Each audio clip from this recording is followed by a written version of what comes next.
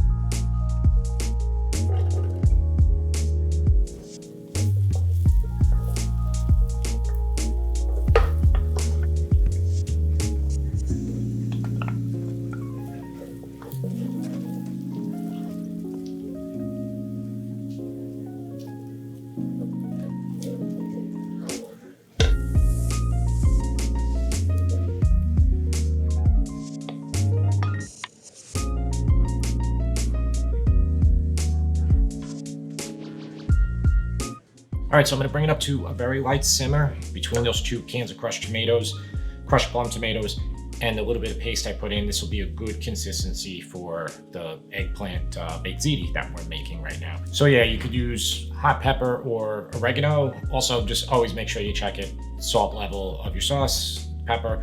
Remember, we're gonna put a lot of cheese in here that has some salt in it, so just keep that in mind. You got a really good base sauce for us to use for the next step. That's hot, and it's perfect. This eggplant is great like this. This is about 30 minutes on 400 degrees. Listen, if you put it at 375, you'll have the same results. If you put it at 425, you'll probably have the same results too. Just be careful. Sometimes little pieces, like this one, the smaller they are, especially at the ends of the pan, they'll tend to get a little brown. Sometimes they'll get burnt, but that's okay. This doesn't have to be incinerated right now because it's going to cook another 30 minutes with the pasta in the oven. That's called tortiglioni. I'd really like it for a baked pasta. You know, I've already done rigatoni, I think twice for baked pastas, and penne. Those are all great. Ziti, of course. Use any one you like. They're all very similar.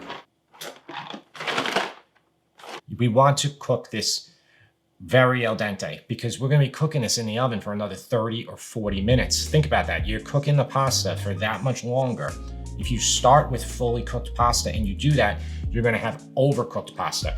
Honestly, sometimes you can even cook this halfway and it'll be fine. Kind of like what you'll do with lasagna. Definitely with any baked pasta you make, always cook it a lot less than the box says, and you'll be better off that way.